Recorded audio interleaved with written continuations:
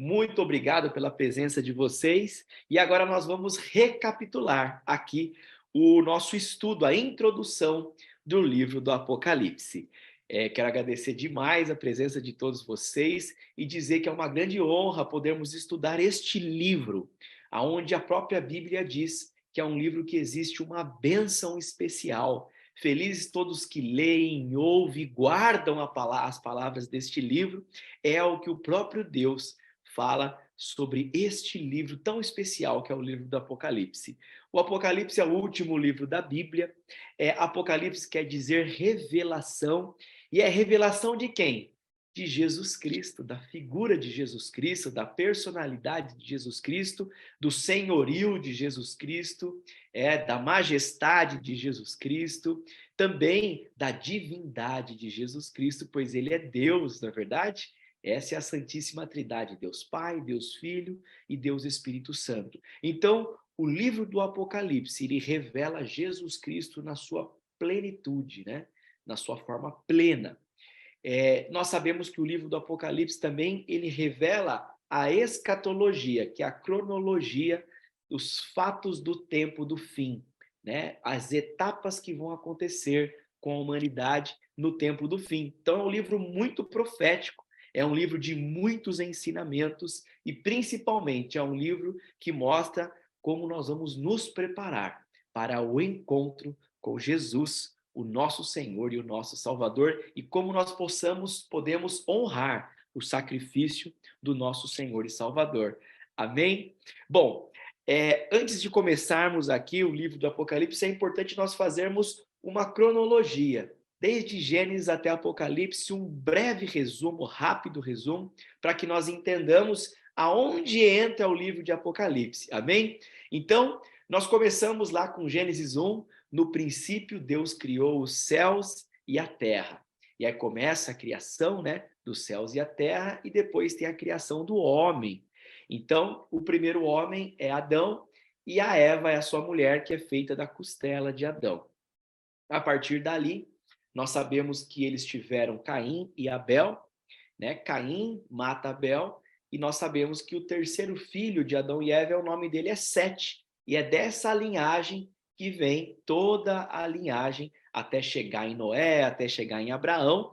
Então, o filho Sete, ele veio para substituir, né, o filho Abel. Então, ele vem sendo realmente essa, vamos falar assim, Sete, ele vem seguindo toda a linhagem dos que obedecem a Deus, da forma como Caim são as pessoas que estão em pecado e não obedecem a Deus. Então, a gente sabe que existe ali uma separação.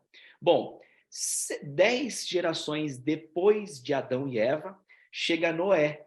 E Noé é o justo, que é salvo ele, né? E a família dele, são 8 pessoas que são salvos, todos são salvos no dilúvio. Então, 10 gerações depois de Adão, acontece o dilúvio, aonde Deus se arrepende de ter criado o homem, porque a Bíblia diz que a maldade chegou na sua máxima esfera e que Deus se arrependeu de ter criado o homem. Porém, Noé era justo e ele e sua família foram poupados, eles criaram a arca. Até ali, o homem vivia acima de 600 anos, de 500 anos. O homem que mais viveu foi Matusalém, né, que seria o oitavo depois de Adão, seria o bisavô de Noé, né? Então, esse foi o que mais viveu, 969 anos, vamos dizer assim, o que a Bíblia diz exatamente. E depois que acontece o dilúvio, Deus também fala que o homem iria viver 120 anos no máximo, né? Então, após o dilúvio, depois de Noé, as pessoas vão começando a viver cada vez menos e vai diminuindo, né, a taxa aí de mortalidade, né? Então, as pessoas vão vivendo cada vez menos, até estabilizar nos 120 anos. Bom, Noé, ele tem 3 filhos, né? E o filho Sem, precioso Nicolas, seja bem-vindo no poderoso nome de Jesus, preciosa Natália, paz do Tudo Senhor. bem? Boa noite. Boa noite, shalom, pastor. Sejam muito bem-vindos. Então, nós estamos aqui em Noé. Então, Noé, ele tem 3 filhos, e um dos filhos dele é chamado de Sem, que é justamente esse filho que segue a linhagem, né, de todos aqueles que obedecem, aqueles que verdadeiramente seguem a Deus, até chegar em Abraão, todos aqueles que seguiam todas as orientações do Deus vivo, que é Jeová Yahweh, né, que é o poderoso Senhor, o Senhor eu sou, né, o nome do Deus Pai. Perfeito. E então, 10 gerações depois de Adão, nós chegamos em Noé. Noé tem 3 filhos, um deles é chamado de Sem, e 10 gerações depois de Noé, nós chegamos em Abraão. Abraão, então, é justamente o personagem que a Bíblia diz que ele é o patriarca. Então, através de Abraão, que vem todo o povo, vem a salvação do povo, primeiro para o povo judeu e depois que se espalha para todo o mundo. Então, Abraão, devido a ele ser um homem justo, né? Então, por que toda a salvação vem do povo judeu? Porque Abraão, ele era o único justo naquela época. Então, Deus, ele fez a sua análise poderosíssima e ele encontrou Abraão, que era o único justo. Então, através de Abraão, nós sabemos que ele, a linhagem dele, ele é o patriarca. Então, ali começa a aliança que Deus faz com o povo hebreu, que depois se torna, né, a religião judaica. Então, o povo judeu, o hebreu, Deus faz a aliança com este povo devido ao Abraão ser um homem justo. Abraão tem um filho que é o filho da promessa chamado Isaac. Depois Isaac tem 2 filhos, que é Jacó e Esaú, como nós sabemos. Jacó, ele pega, né, ele rouba a primogenitura, né, ele compra, ele pega a primogenitura do irmão dele, e através dele também segue a linhagem de todos aqueles que estão com a bênção do Deus vivo, né? Então, Jacó, ele tem 12 filhos, que são os 12 chefes das tribos de Israel, e um destes filhos, o nome dele é José, que é justamente que é vendido pelos seus irmãos e ele vai para o Egito. Nós temos que saber também que a primogenitura, depois de Jacó, ela é dividida em 3 partes, né? Judá, que é um dos filhos, ele a partir de Judá segue a linhagem real, através de Levi segue a linhagem sacerdotal, e depois através de José e os seus 2 filhos, Efraim e Manassés, também a Bíblia diz que eles têm a bênção dobrada, a primogenitude dobrada, esses 2 filhos, amém? Mas isso é uma aspas. Então nós temos um dos 12 filhos, o nome dele é José. Ele é vendido pelos irmãos, eles estão ali, né? Eles moravam ali em Canaã, na Terra Prometida, e ele é vendido e vai para o Egito. José, lá no Egito, ele se torna o governador do Egito, porque Deus, através de tudo que ele tocava, prosperava, ele era extremamente inteligente, e rapidamente ele se torna aí o governador do Egito.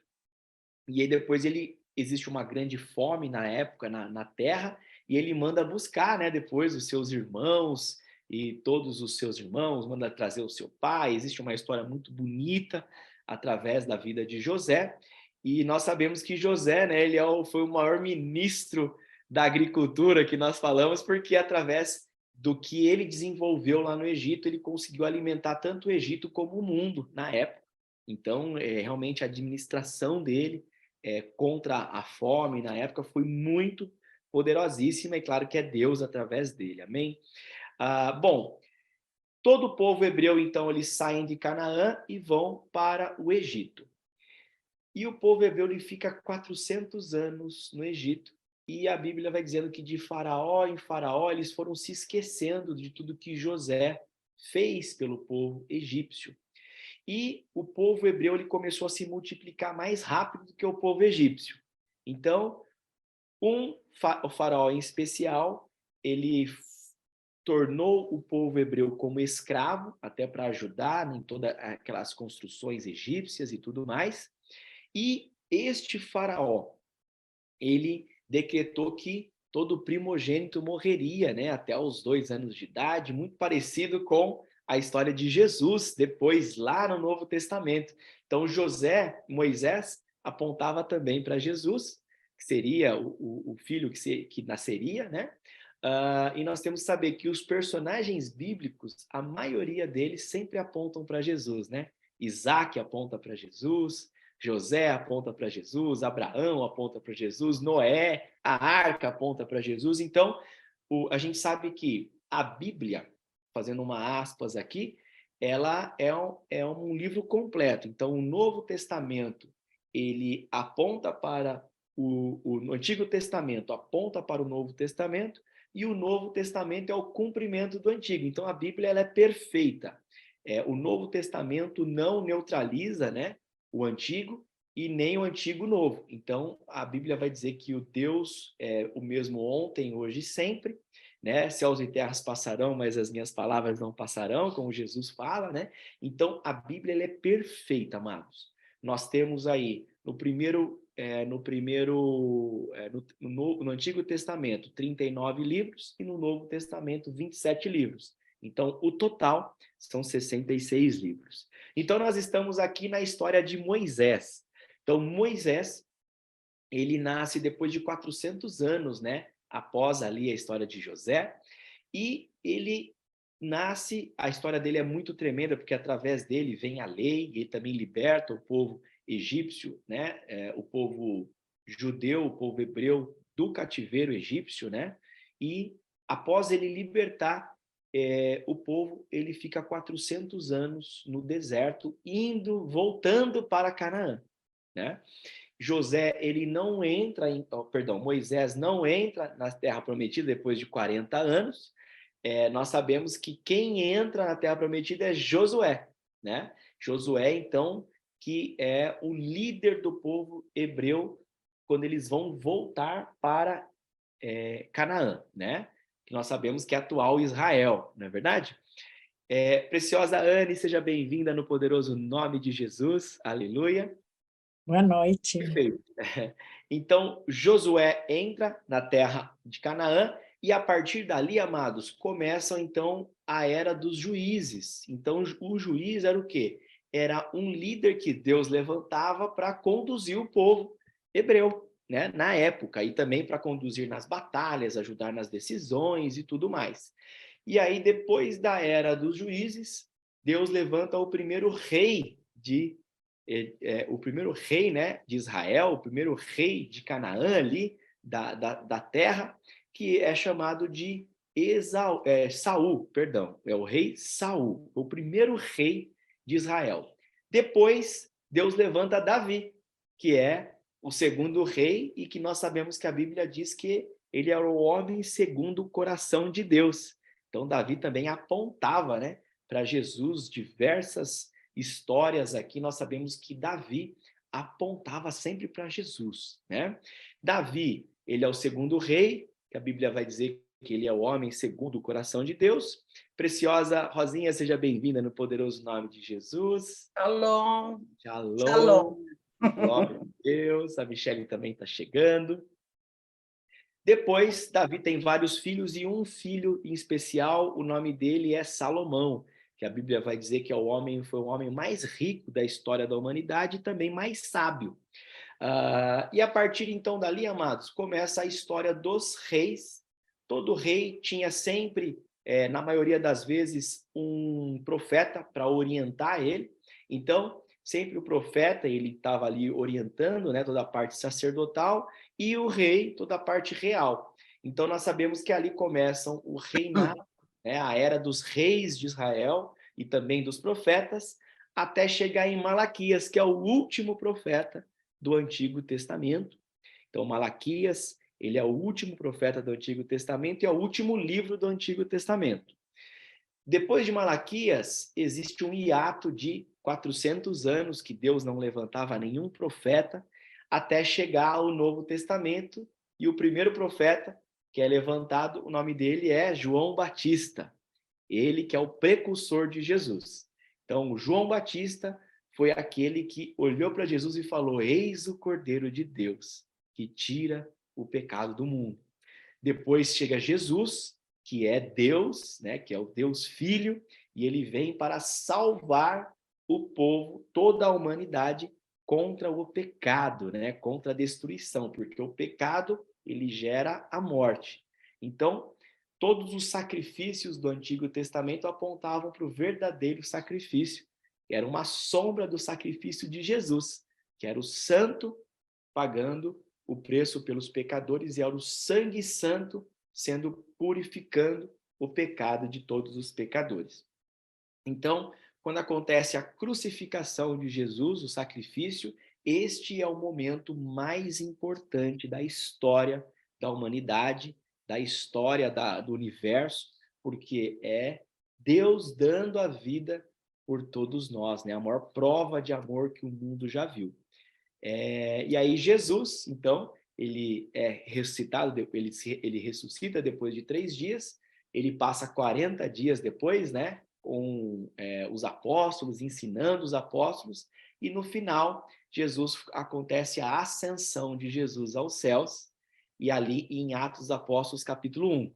Então, João Batista, ele era o precursor de Jesus, chega Jesus levanta os 12 discípulos, prega por 3 anos, depois acontece a crucificação, a ressurreição, e depois da ressurreição, 40 dias, acontece a ascensão de Jesus aos céus. Ali em Atos capítulos 2, chega o Espírito Santo, e nós sabemos que Jesus já tinha falado que ele precisava ir para que o Espírito Santo viesse, né? E também testificasse tudo que ajudasse a compreender tudo que ele ensinou. Então, o Espírito Santo é o nosso guia, o nosso consolador, que também é Deus, né? O Espírito de Deus, que chega em Atos dos Apóstolos, capítulo 2. A partir dali, começa a era da graça, a era da igreja. Então, a graça é o quê? Nós só somos salvos pelo sacrifício de Jesus. Então, isso é a graça de Deus, não é verdade?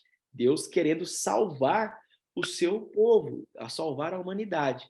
Mas nós só podemos nos apropriar da graça através do arrependimento e da busca pela santidade, né? Então a graça é maravilhosa, nós só somos salvos pela graça, não pelas nossas obras, mas nós precisamos nos arrepender para poder receber esta graça, para o sangue de Jesus poder cobrir os nossos pecados. Então a partir dali começa a era dos apóstolos, a igreja primitiva, e os apóstolos pregando, começando o evangelho, foi uma explosão, né, do evangelho. E aí nós sabemos que apóstolo a apóstolos eles foram morrendo um por um, sendo perseguidos, né, por Roma, perseguido pela própria igreja judaica, né, pelos próprios judeus, pelos fariseus, eles foram sendo perseguidos e sendo mortos. Nós sabemos que no livro de Atos também é levantado um apóstolo chamado Paulo, que ele escreve aí quase 60, 70% do Novo Testamento, e ele foi muito usado por Deus num trabalho de larga escala. Muitos dizem que ele foi o maior missionário da história da igreja, né? O maior teólogo também. Então, através dele, Deus, o Espírito Santo, vai revelando muitas coisas em relação ao sacrifício de Jesus, a salvação, a como nós devemos, qual que é a forma de nos prepararmos, né, para o arrebatamento da igreja. E o último apóstolo que não morreu, que na verdade ele morreu só de velhice, o nome dele é João, o apóstolo João, que era o mais novo apóstolo que conheceu Jesus. E o próprio João, ele falava de si mesmo, né? Aquele que Jesus amava. Então ele se sentiu o mais amado, né? Nós sabemos que Jesus é perfeito, né? Ele ama todos igualmente, mas ele se sentia mais amado e nós nos sentimos também, não é verdade? Porque o sacrifício de Cristo, ele foi feito para nos salvar, né? Então, o apóstolo João, ele foi o que ninguém matou ele, até o próprio imperador na época colocou ele mandou colocar ele, na verdade, né, dentro de um caldeirão com óleo fervente, ele não morreu, tentaram envenenar ele também, ele não morreu, e aí o Império Romano ficou com medo e isolou ele na ilha de Patmos, que era uma ilha muito pedregosa, né, cheia de pedras e tudo mais. e é justamente aí que começa a nossa história, sobre o livro do Apocalipse, né? Que é o último livro escrito da Bíblia, que é o livro que mostra a cronologia do tempo do fim. Então era importante eu fazer essa introdução para nós sabermos aonde nós estamos agora, não é verdade? Então, amados, a nossa história começa aí, por volta do ano 95 depois de Cristo. O apóstolo João, provavelmente, os historiadores dizem que ele tinha entre 80 a 85 anos, e ele estava na ilha de Patmos. E neste momento, amados, Jesus se revela a ele, só que não como um cordeiro, não como o Jesus que ele conheceu nos 3 anos que ele andou com Jesus, mas se revela a ele com o corpo glorificado, já com a sua plenitude, né? Então, este encontro, ele é relatado em Apocalipse, capítulo 1. Sobre o livro de Apocalipse, ele tem 22 capítulos. O primeiro capítulo é o encontro, né? Jesus com o apóstolo João, na ilha de Patmos. O Apocalipse 2 e 3 fala sobre a era da igreja ao longo dos anos. Apocalipse 4 acontece o arrebatamento e João, ele vai ver o trono de Deus. Apocalipse 5 aparece o rolo de Deus, aonde Deus vai revelar os acontecimentos do fim. O Apocalipse 6 até o 18 é justamente as aberturas desse rolo, né, que são 7 selos, que eles são desmembrados aí em 7 trombetas, depois 7 pragas. Também existem as 7 taças. Então, é sempre 7, né? Então, este momento do rolo, Apocalipse 6 para frente, aí é o momento da tribulação e grande tribulação. É o julgamento de Deus sobre a humanidade devido ao acúmulo de pecado desde Adão até os últimos dias. Então, Deus precisa julgar o pecado da mesma forma que ele julgou lá na época de Noé, como ele julgou em Sodoma e Gomorra, né? Como ele julgou também no céu, quando os anjos pecaram, ele expulsou os anjos. Então, a tribulação é o julgamento de Deus mesmo contra o pecado. Por isso que o verdadeiro evangelho, ele sempre pega o temor do Senhor.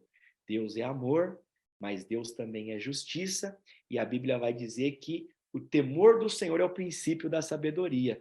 Deus, ele é amor, mas ele é temível, porque ele é fogo consumidor. Não é verdade? Então, do Apocalipse capítulo 6 até o 18, amados, é justamente este julgamento de Deus com a humanidade. E depois, Apocalipse 19, começa ali a segunda vinda de Jesus. Apocalipse 20 vai falar sobre o milênio. Apocalipse 21 sobre a Nova Jerusalém. E o 22 é o final da Bíblia, né? Aonde fala sobre o rio da vida e o convite para todos nós. Então, o último livro da Bíblia é um convite para mim e para você, para ir beber de graça da fonte da água da vida. Então, todos aqueles que têm sede, bebam de graça a fonte da água da vida. Quer dizer, bebam de graça as palavras de Jesus e se preparem para o arrebatamento da igreja, para estar com Deus. Então, é um livro muito maravilhoso, amados, porque o último capítulo da Bíblia é um convite para mim e para você, para estarmos nos preparando para encontrar o nosso Deus. Amém? Então, este é o estudo que nós vamos fazer, esses 22 capítulos que vão falar sobre o tempo do fim. Por que é importante nós aprendermos o livro de Apocalipse? Para sabermos como nós estamos, né, o passado, entender o nosso presente e também saber todos os acontecimentos do tempo do fim. É por isso que é muito importante que eu e você possamos estudar este livro chamado Apocalipse. Amém? Então, amados, agora nós vamos começar a ler. Depois de tudo isso, né? Para a gente entender, agora a gente vai começar a ler. Então, Apocalipse, capítulo 1, versículo 1. Agora é a introdução, né? É Deus se mostrando ali, Jesus para o apóstolo João. Precioso irmão Jairo, seja bem-vindo no poderoso nome de Jesus. Boa noite, pessoal. Aleluia. Boa noite, a paz do Senhor. Que alegria te ver. Que bom, que alegria ver vocês também. Aleluia. Então, amados, aqui nós estamos no primeiro livro, então, do Apocalipse, então, o primeiro capítulo do livro de Apocalipse, que é Apocalipse capítulo 1, versículo 1. Assim diz a palavra do Senhor. Revelação de Jesus Cristo, que Deus lhe deu para mostrar aos seus servos o que em breve há de acontecer. Então, amados, todo cristão, o motivo do cristão, de ele ser cristão, é sempre aguardar a vinda de Jesus, sempre aguardar. Então, todos imaginavam que Jesus iria voltar no seu tempo. Então, sempre a Bíblia dá brevidade sobre a volta de Jesus. Quem está aguardando Jesus está a todo tempo se preparando, está a todo tempo, né, purificando o seu ser, se arrependendo, está a todo tempo buscando ele verdadeiramente, não é verdade? Seja bem-vinda, preciosa Fabiana, no poderoso nome de Jesus. Obrigada. Aleluia! Que alegria tê-la aqui conosco. E também seja muito bem-vinda, preciosa Armanda, no poderoso nome de Jesus. Obrigada, pastor. Boa noite. Boa noite, a paz, que alegria, a casa está cheia aqui. Aleluia. Então, agora nós estamos em Apocalipse, capítulo 1, versículo 1. Então, aqui fala sobre a brevidade da vinda de Jesus. A parte B, ele enviou o seu anjo para torná-la conhecida ao seu servo João, que dá testemunho de tudo que viu, isto é, a palavra de Deus e o testemunho de Jesus Cristo. Então, João, ele andou com Jesus os 3 anos, ele participou da toda a era da igreja, né? Ele estava ali, toda a era da igreja, então a igreja primitiva, toda a era da igreja primitiva, e no final da vida dele, Jesus apareceu para ele para contar toda a cronologia dos tempos do fim, que é chamada de escatologia. Versículo 3. Agora vem a promessa para você e para mim que estamos estudando esse livro. Olha o que diz. Feliz aquele que lê as palavras desta profecia e felizes aqueles que ouvem e guardam o que nela está escrito, porque o tempo está próximo. Então aqui a promessa, amados, é para quem lê, para quem ouve e para quem guarda as palavras deste livro. Então, o nosso convite aqui é para ler, para ouvir e para guardar estas palavras, porque o tempo está próximo. Por que a Bíblia vai dizer o tempo está próximo? Porque Jesus, ele pode voltar. Para mim, esta noite, eu posso não acordar amanhã, então para mim Jesus já voltou, não é verdade? Ou para o tempo final da nossa vida. A nossa vida dura o quê? 80, 100 anos?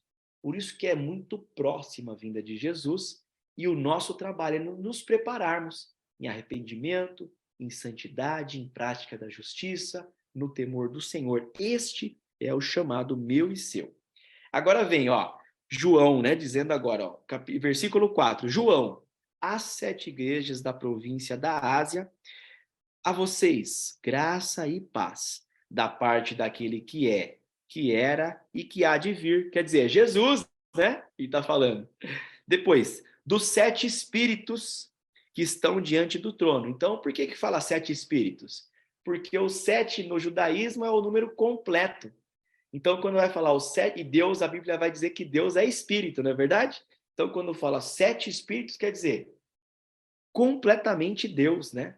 É todos os espíritos de Deus, a plenitude de Deus. Então, da parte dos 7 espíritos que estão diante do seu trono e de Jesus Cristo, que é a testemunha fiel e o primogênito dentre os mortos e o soberano da terra. Então, Jesus Cristo, ele é a testemunha fiel, porque ele estava em todas as eras da humanidade, antes da fundação do mundo, ele já existia, e ele é o primogênito dentre os mortos, é o primeiro, né, que foi lá e venceu a morte, derrotou a morte. Agora vem uma das partes mais importantes do livro, que é a parte B do versículo 5, ó. Ele nos ama e nos libertou de nossos pecados, diga pecados, por meio do seu sangue, diga sangue. Então, eu e vocês, nós somos libertos dos nossos pecados através do sangue de Jesus, do sacrifício de Jesus. Então a Bíblia, ela vai dizer que Deus colocou uma prerrogativa, colocou um equilíbrio, uma ordem exata no equilíbrio do universo, que só existe remissão de pecados, que é o quê? O cancelamento, a anulação dos pecados com o derramamento de sangue. Esta é uma ordem que Deus deu para o universo, para a nossa vida, né? Para o ser humano. Então, por que que através do sangue? Porque é no sangue que há vida. É por causa disso, exatamente por esta máxima que Deus colocou no universo. Então, só existe cancelamento de pecado com o derramamento de sangue. Porque no sangue há vida. Porém, era impossível qualquer sangue anular os nossos pecados, porque nós sabemos que apenas Jesus, que ele é perfeito, que ele não teve nenhum pecado e que ele é santo, ele poderia vir e morrer por mim e por você, para salvar o pecado de toda a humanidade. E foi exatamente isso que Deus já premeditou, né? Na verdade, ele já profetizou, melhor dizendo, em Gênesis capítulo 3, versículo 15, que viria o descendente da mulher e venceria a serpente, né? Pisaria na cabeça dela. Então, Jesus já foi profetizado lá no Jardim do Éden, em Apocalipse 3, versículo 15. Então, aqui está falando sobre exatamente esse sacrifício. Jesus já venceu o pecado e através do sangue dele. Versículo 6. E nos constituiu reino e sacerdotes para servir a seu Deus e Pai. Então, quem que é reino e sacerdote? Quem que é rei e sacerdote neste mundo? São apenas aqueles que obedecem a Deus, que estão em arrependimento, que estão em santidade, que estão em prática da justiça, que é a prática dos mandamentos de Deus, e também aqueles que têm o temor do Senhor. Estes são reis e sacerdotes. Minha mãe do coração querida, seja bem-vinda, Marcela. Shalom. Boa Shalom. noite a todos. Shalom. Shalom. Shalom. Aleluia. Seja Shalom. muito bem-vinda. Que alegria. Amém. Obrigada. Pode batalhar. Shalom. Oiê. Aleluia. E agora, amados, nós estamos aqui em Apocalipse capítulo 1, versículo 6. Então ele nos constituiu rei e sacerdote para o quê? Para servir a Deus. Então, o nosso chamado é de servir, amados. Jesus ele vai dizer que o maior entre todos é o que for servo de todos, é o que for que mais servir. Quando em Lucas capítulo 9, do 57 em diante, a Bíblia vai dizer o quão difícil é seguir Jesus. Tem uma pessoa que aparece para Jesus e fala: Senhor, eu vou te seguir por onde o Senhor for. E Jesus vai dizer assim, ó: as raposas têm tocas e as aves têm ninhos, mas o Filho do Homem não tem aonde reclinar a cabeça, ou não tem descanso. Resumindo, a nossa vida como cristão é uma vida de serviço. Serviço do quê? A Jesus, a Deus. E o que Deus quer? Que nós acolhamos os pequeninos, que nós ensinemos a palavra dele, que nós andemos com amabilidade, compreensão, domínio próprio, humildade, paciência. Deus quer que nós recebamos os estrangeiros, as pessoas que estão nos hospitais, que a gente vá ver. Ele quer que a gente vá nas prisões orar pelas pessoas. A gente quer que a gente vista a pessoa que está nu, que dê comida para a pessoa que não tem comida. Então, o que Jesus quer é que nós, primeiramente, amemos o Pai acima de todas as coisas e o próximo como a nós mesmos. Então, a vida de um cristão é uma vida de serviço, diga serviço. Serviço. Aleluia. Então, não existe o cristão por conveniência. Ah, agora eu sou cristão, eu vou deitar no sofá porque Jesus já fez tudo e agora é só acreditar e agora eu quero viver, eu quero ter tudo nessa terra porque eu sou filho de Deus e eu quero ter e ser. Amados, o verdadeiro evangelho, ele confronta eu e você todos os dias. O verdadeiro evangelho ele faz com que nós renunciemos a nós mesmos, peguemos uma cruz e avancemos sendo Cristo para as pessoas.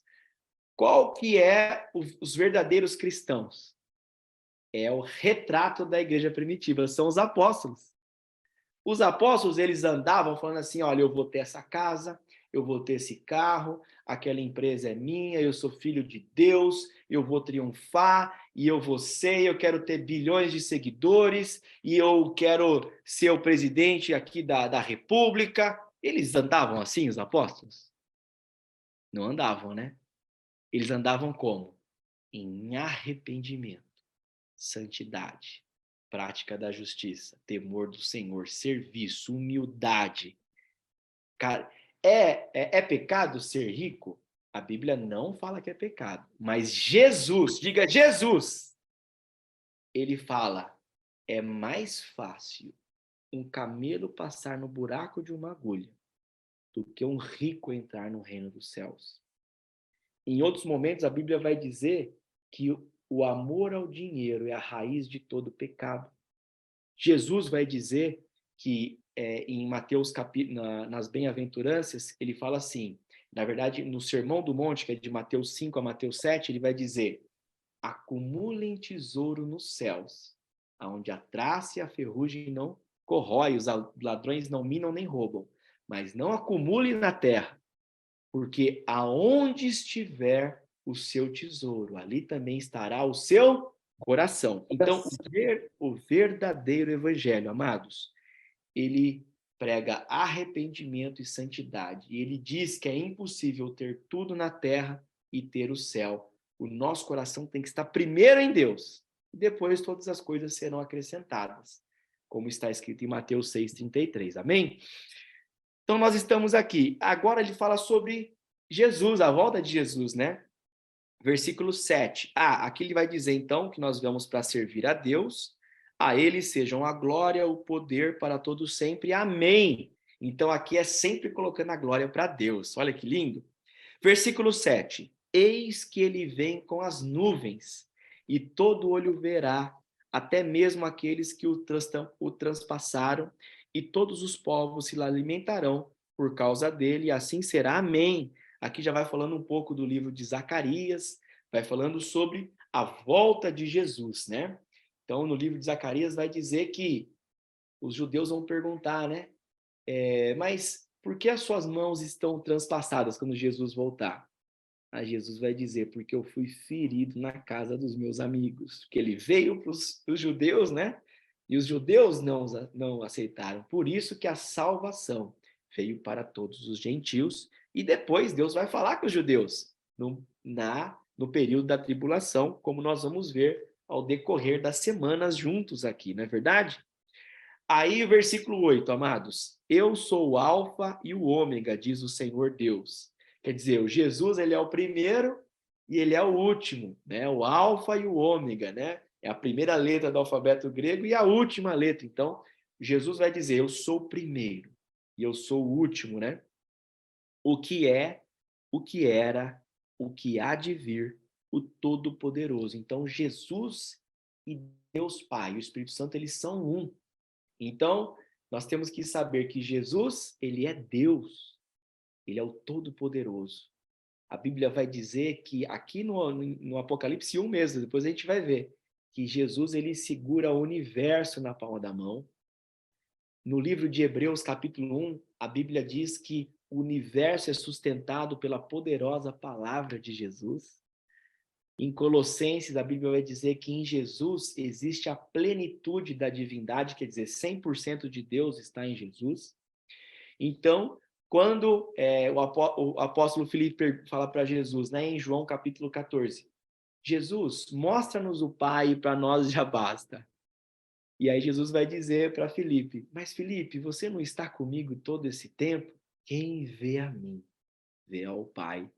Quer dizer, ele e o Pai são um. Ele ora também em João 17, dizendo que eles sejam um, assim como nós somos um, falando que ele e o Pai são um. É muito linda essa oração.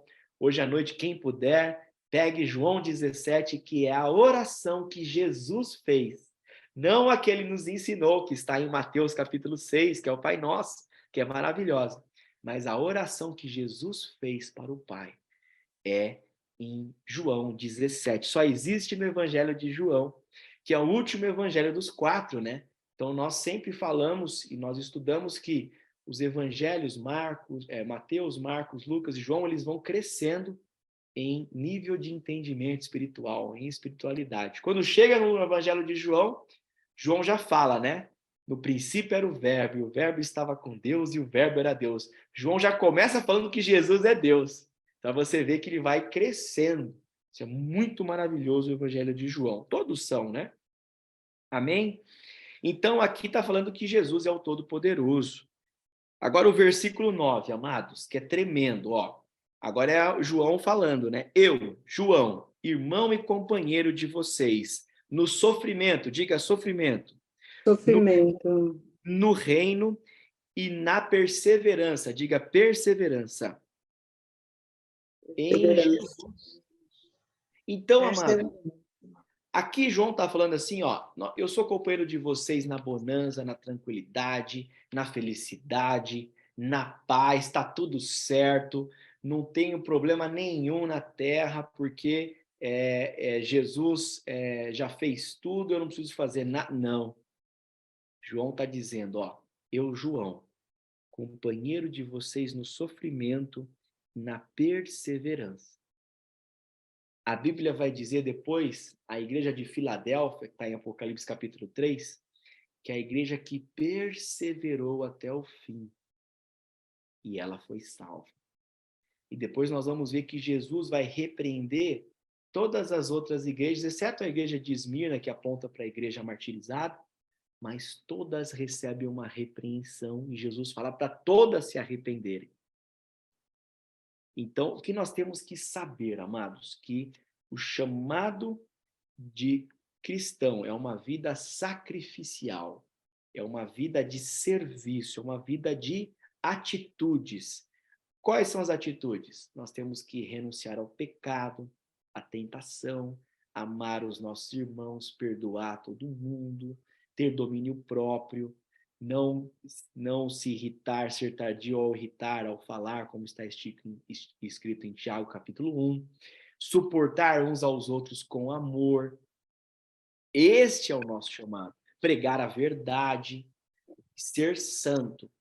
A Bíblia não vai dizer em nenhum momento, ó, vocês são chamados para serem felizes como vocês acham que é a felicidade.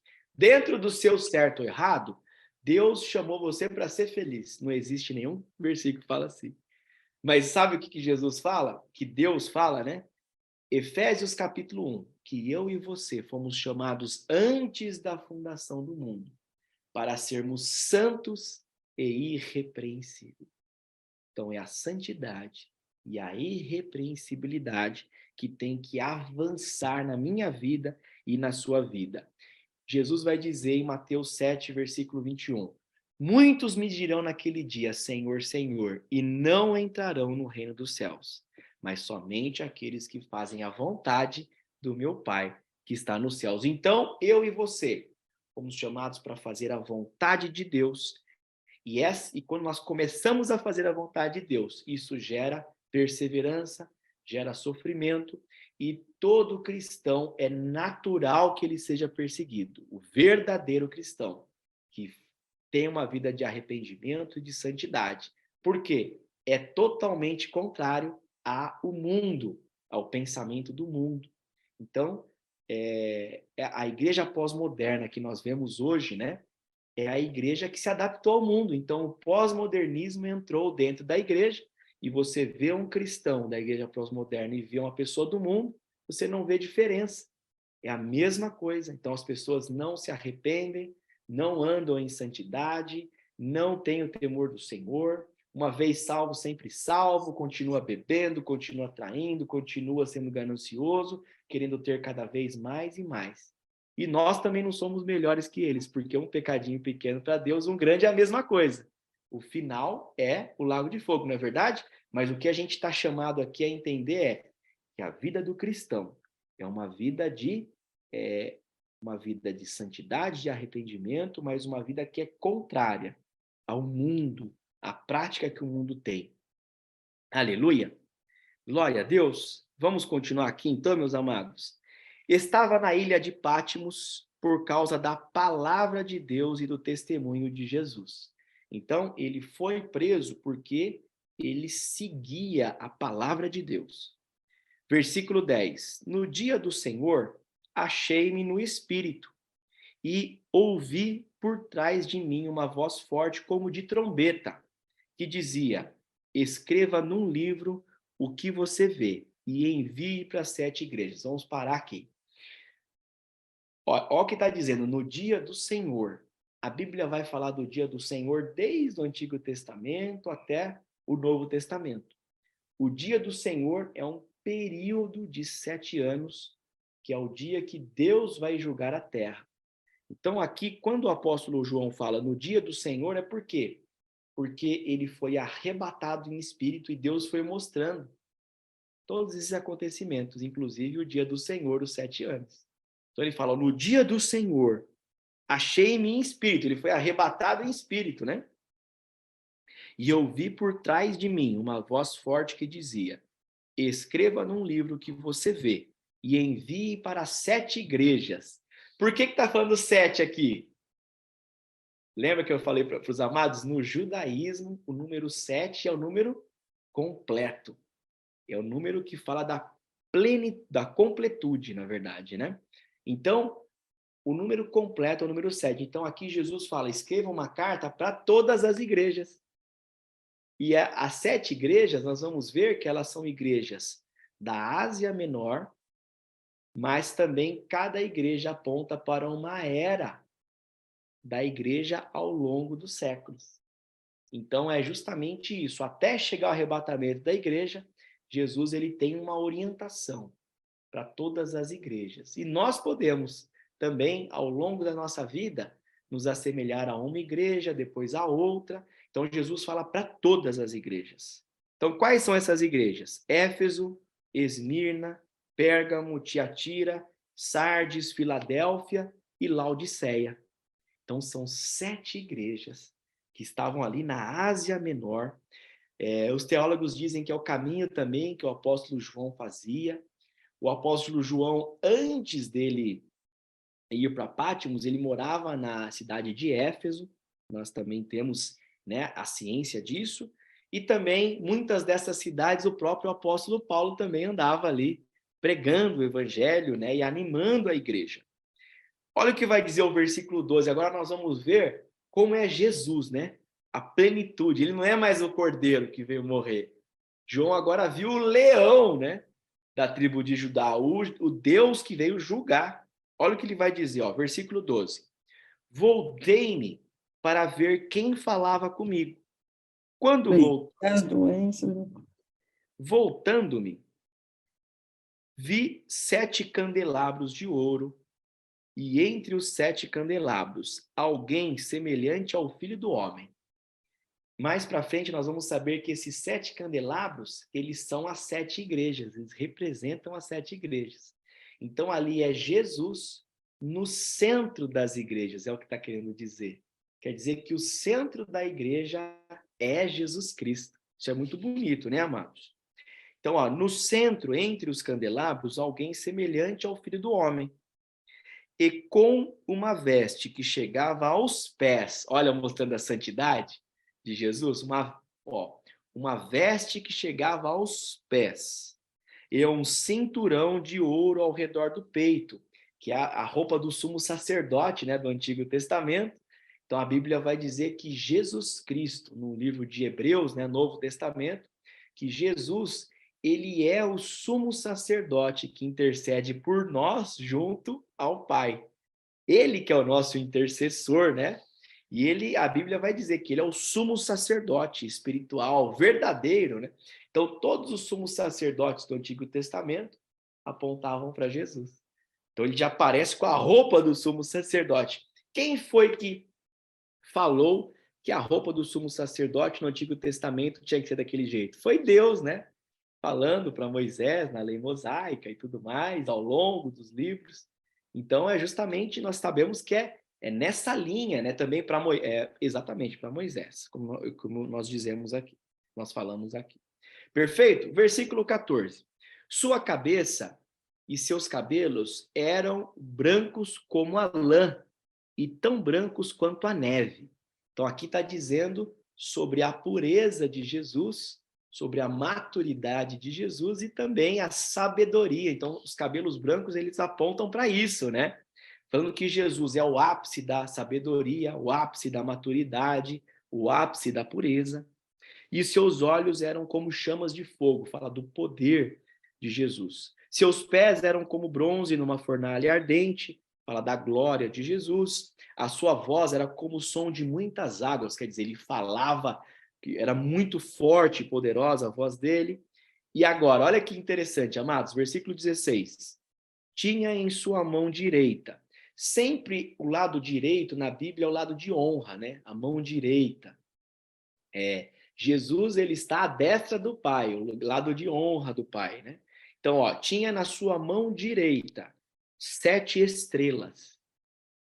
Aqui quer dizer, depois vai dizer que as 7 estrelas são os espíritos das igrejas, né? Os anjos das igrejas, mas as 7 estrelas quer dizer que ele tinha todas as estrelas, o universo, porque o número 7 representa a completude.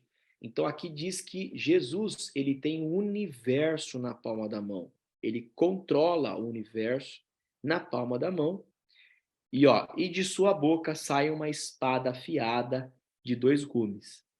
Sempre a espada na Bíblia é a palavra de Deus. Sempre quando vai falar de Jesus, amados, sempre é relacionado à palavra de Deus, porque ele também é a palavra.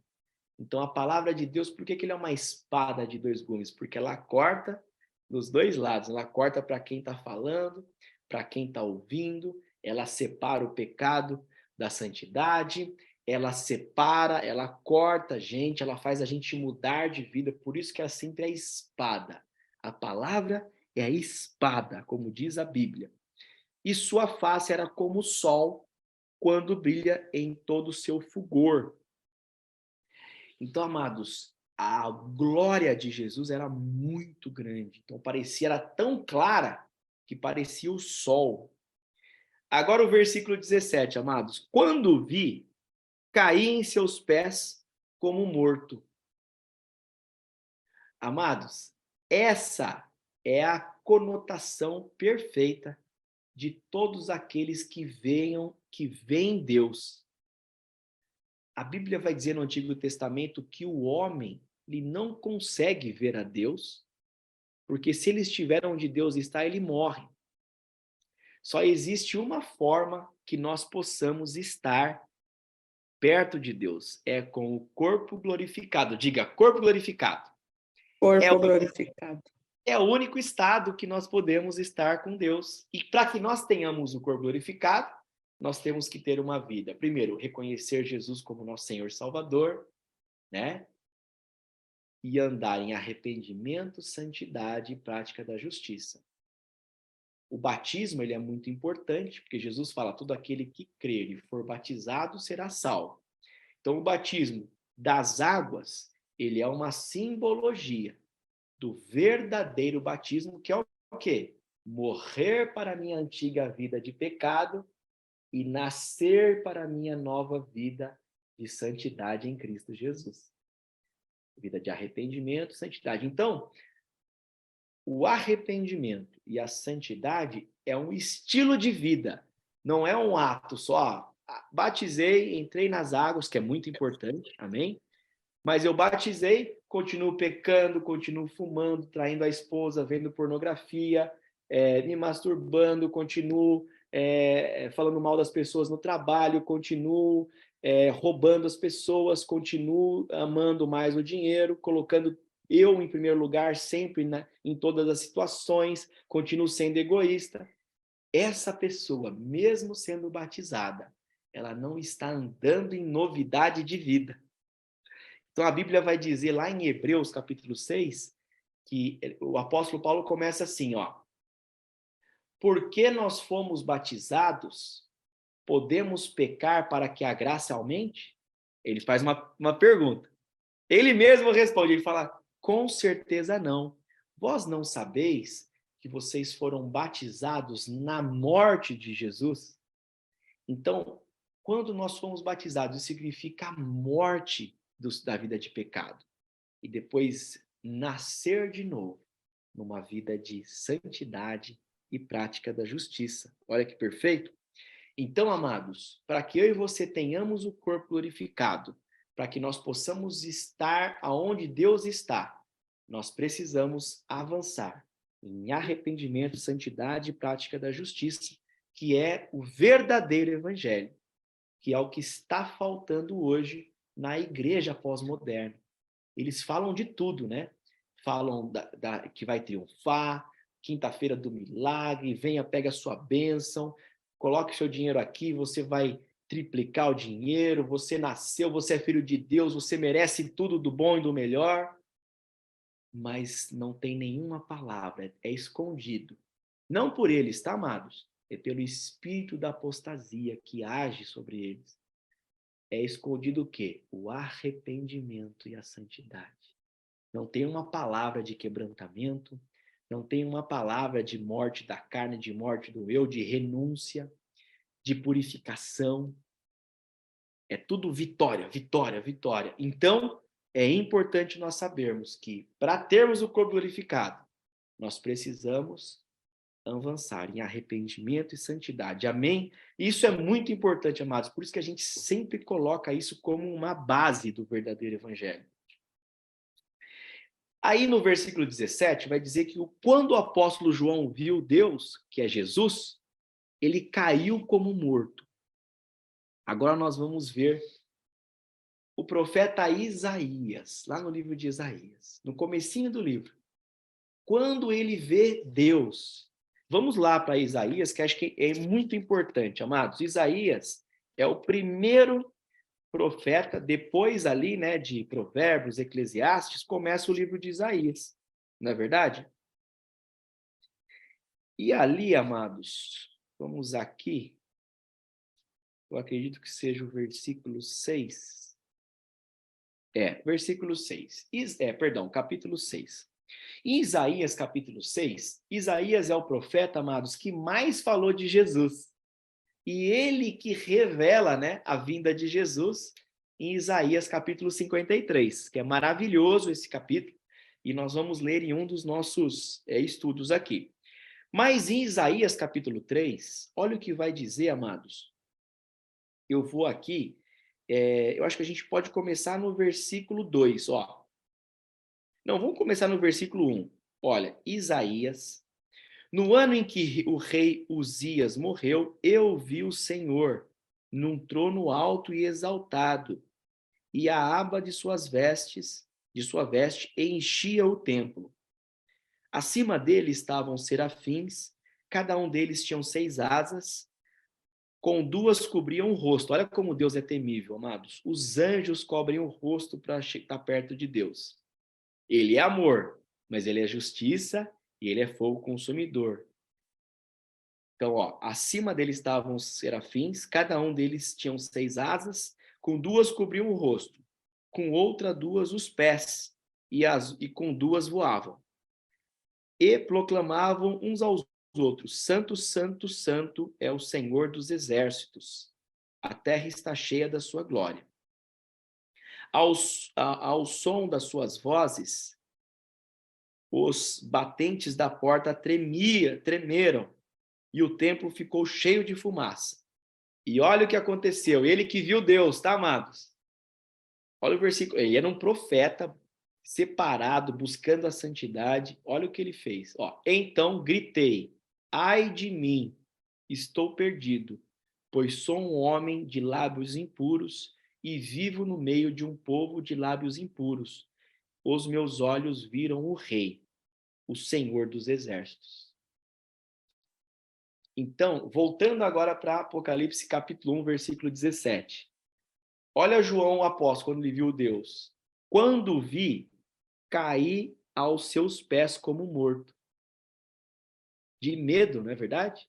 Então, amados, na apostasia, né, a gente via muitas pessoas dizendo, né, Eu tive um sonho, eu vi Jesus, foi muito maravilhoso. Ele estava sorrindo, ele andou para cá e veio, e eu vi como é que era o céu. Nossa, que estava tudo brilhante.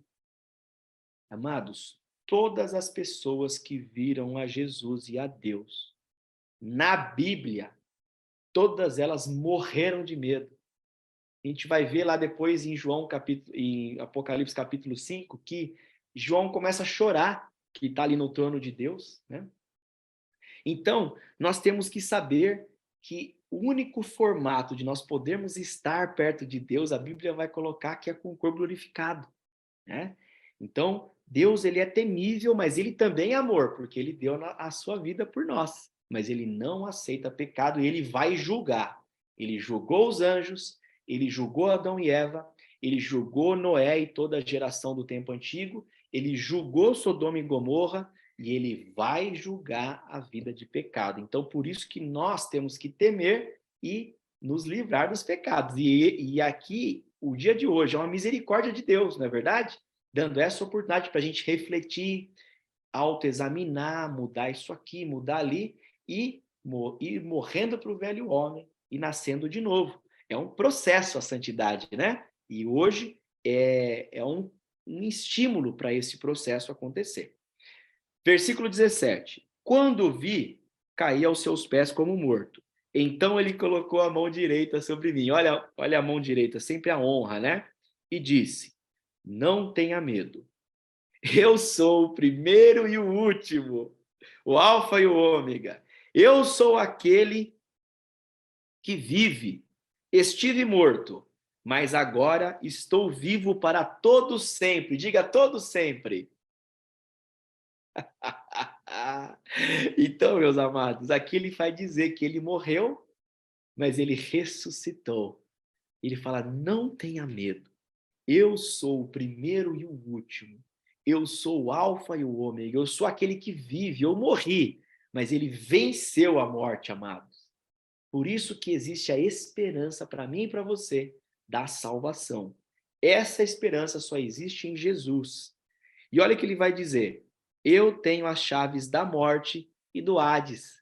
Então é esse versículo que diz que quando Jesus então desceu à mansão dos mortos, quer dizer, ele morreu, não é verdade? Ele foi crucificado. Aqui está dizendo que ele desceu no inferno e tomou a chave da morte e do inferno, né? Então aqui é o versículo que fala que ele venceu a morte. E agora vem o final. E agora é o que ele está mandando João fazer. Ó, Jesus, com o corpo glorificado, mandando João fazer. Então, quem escreveu o Apocalipse foi João, mas ouvindo tudo de Jesus. Por isso que esse livro, ele é tão importante, não é verdade? Então, a Bíblia inteira foi Deus que escreveu através do Espírito Santo, amém? Então, vamos lá. Versículo 19. Escreva, pois, as coisas que você viu, diga passado,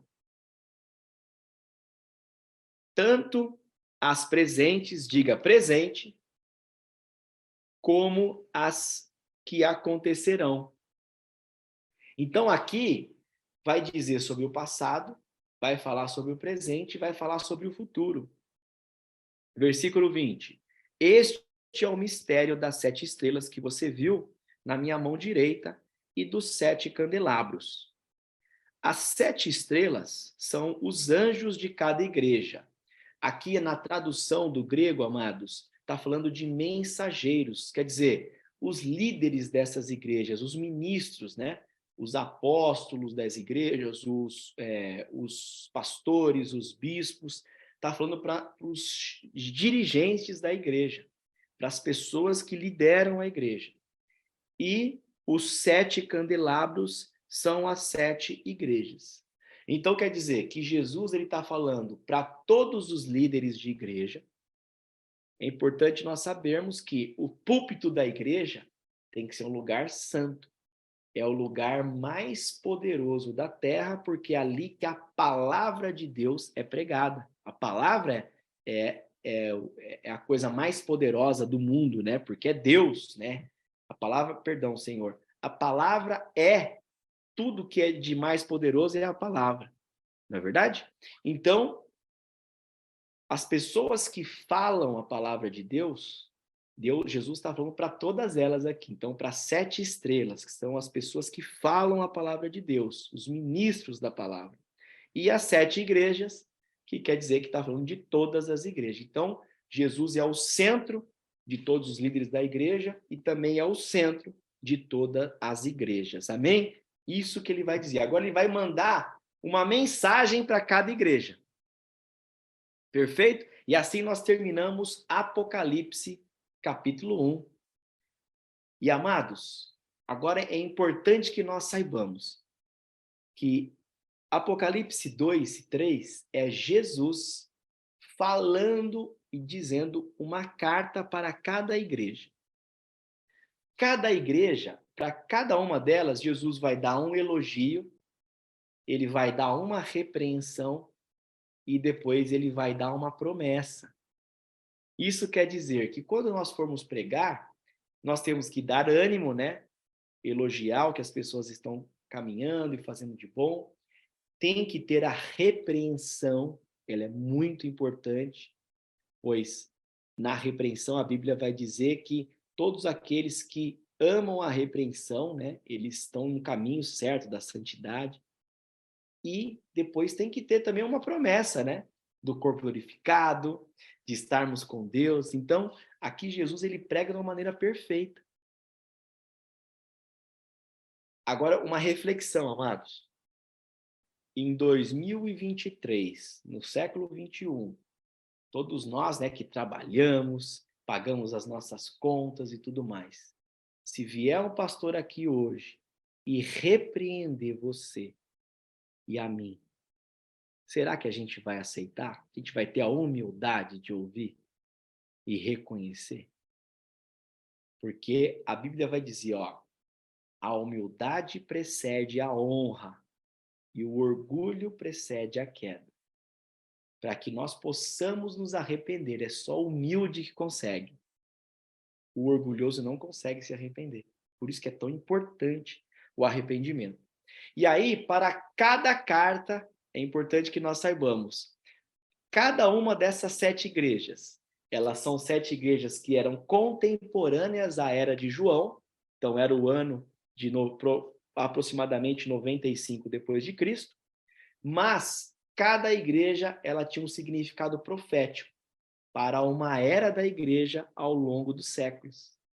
E nós vamos estudar cada uma dessas eras até chegar aonde nós estamos hoje, que é a igreja de Filadélfia e Laodiceia, minutos antes do arrebatamento da igreja. Então, os próximos capítulos que nós vamos estudar é Apocalipse 2 e Apocalipse 3, que vai falar de todas as eras da igreja, e Apocalipse 4 já fala do arrebatamento, já muda o tempo. Interessante, amados, que do Apocalipse 4 para frente, a palavra igreja não se fala mais na Bíblia, porque a era da igreja finaliza ali. Aleluia! Glória a Deus!